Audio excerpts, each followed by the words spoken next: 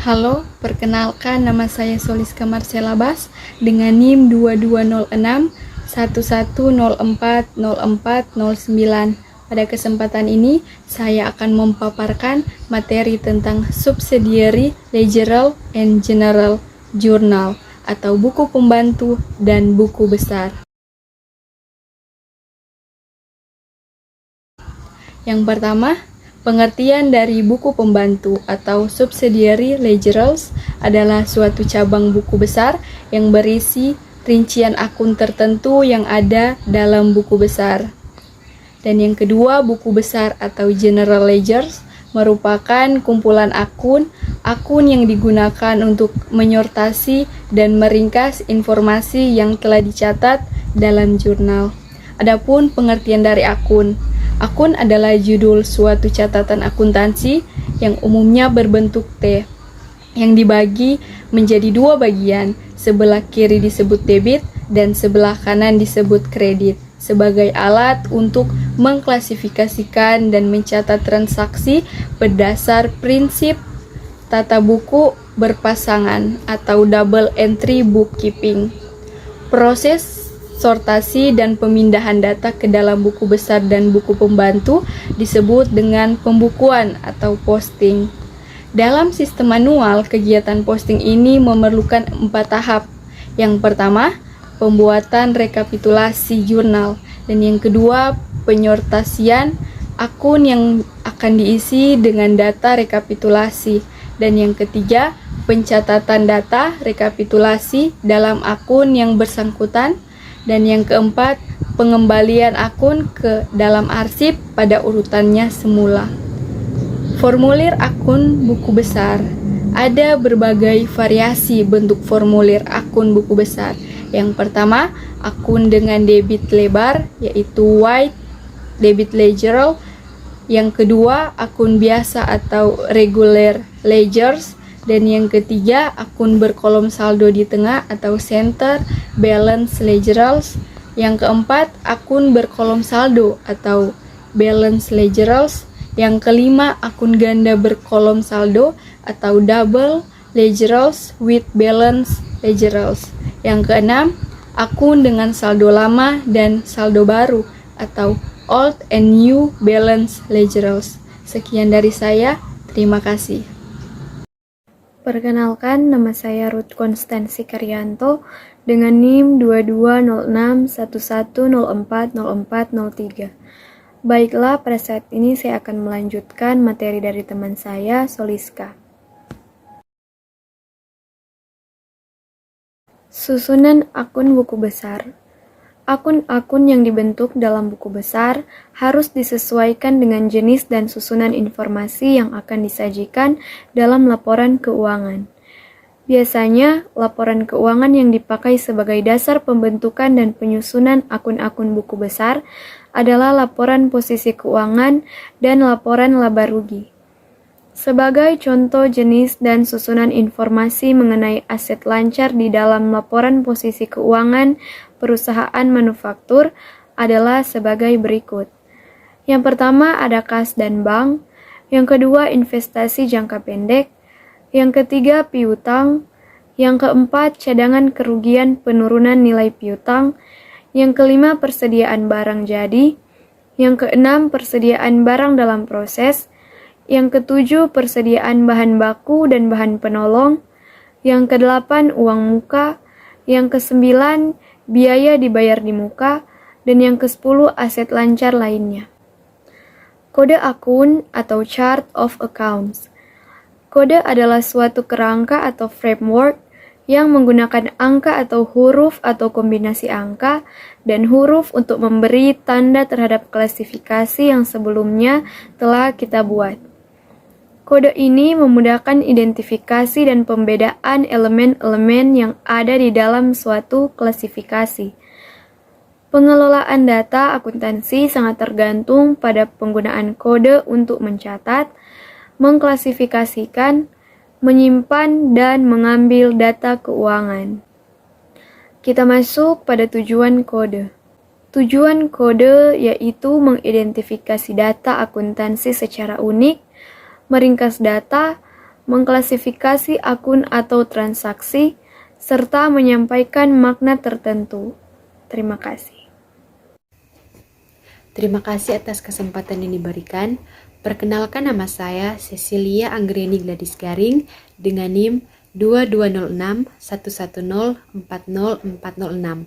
Pada kesempatan kali ini, saya akan melanjutkan materi pembahasan dari teman saya Ruth, yaitu tentang buku besar atau General Ledger.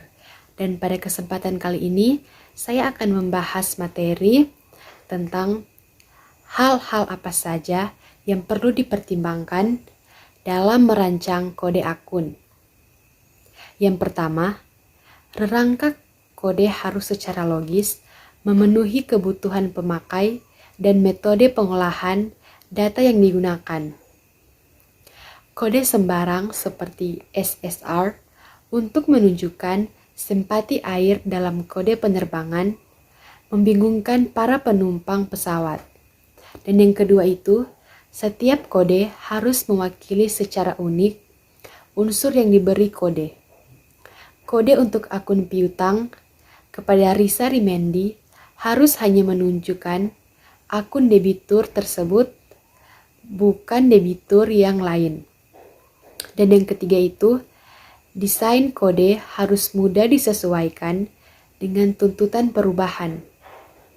Jika struktur kode harus diubah setiap kali menghadapi tuntutan perubahan, hal ini memerlukan biaya perubahan dan membingungkan pemakai.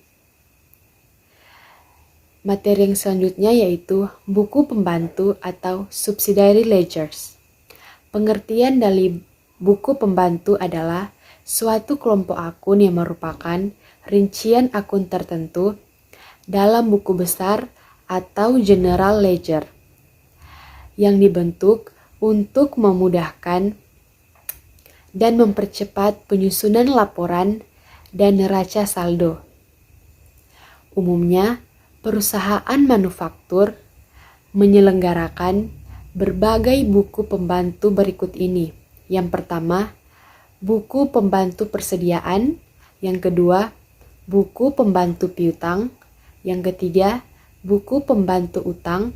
Dan keempat, buku pembantu harga pokok produk. Yang kelima, buku pembantu biaya. Dan yang keenam, buku pembantu aset tetap.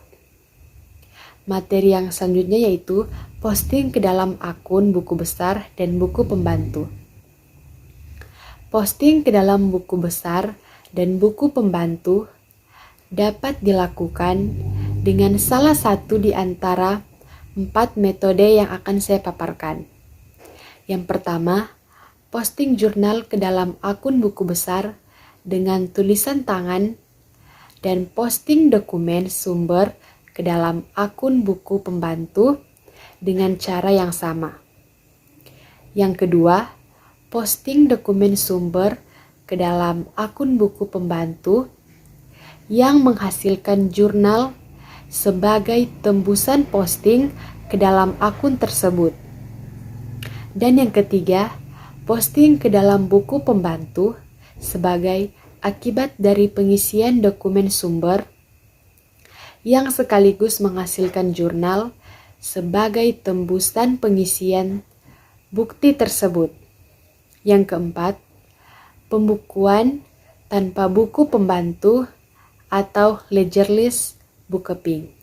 Baiklah, sekian yang bisa saya sampaikan pada kesempatan kali ini. Saya ucapkan terima kasih. Perkenalkan, nama saya Jessica Ivoni Sakul dengan NIM 220611040424. Pada saat ini, saya akan melanjutkan materi yang telah dibahas oleh teman saya, Cecilia. Cara penanganan dokumen sumber. Dokumen sumber atau yang seringkali disebut dengan istilah media dapat digolongkan menjadi 2 jenis, yaitu media tunggal dan media campuran. Media tunggal adalah dokumen sumber yang hanya berisi satu akun yang didebit dan berisi satu akun yang dikredit. Sedangkan media campuran adalah dokumen sumber yang berisi lebih dari satu akun yang dikredit atau lebih dari satu akun yang didebit. Dokumen sumber merupakan dokumen yang digunakan untuk merekam data terjadinya transaksi keuangan yang merupakan dasar untuk melakukan pencatatan ke dalam jurnal dan akun pembantu. Pencatatan dokumen sumber ke dalam jurnal baik yang berupa media tunggal maupun media campuran tidak menimbulkan masalah, karena pencatatan ke dalam jurnal didasarkan pada urutan tanggal terjadinya transaksi yang tercantum dalam media yang bersangkutan. Namun, pencatatan data yang direkam pada media campuran ke dalam akun pembantu merupakan metode penanganan tertentu, karena setiap pencatatan media ke dalam akun pembantu memerlukan 5 tahap berikut ini. Yang pertama, tahap pertama mengambil media yang akan dicatat ke dalam akun pembantu. Tahap kedua, mencari kartu yang akan didebit atau kredit yang disimpan dalam arsip berdasarkan data yang tercantum dalam media. Tahap ketiga, mengambil dari arsip kartu akun yang akan dipilih dalam tahap kedua dan meletakkannya di atas meja atau diposting ke dalam akun dilakukan dengan mesin pembukuan dipasang pada mesin tersebut. Tahap keempat, mencatat data yang tercantum dalam media ke dalam akun yang diambil dari arsip pada tahap ketiga.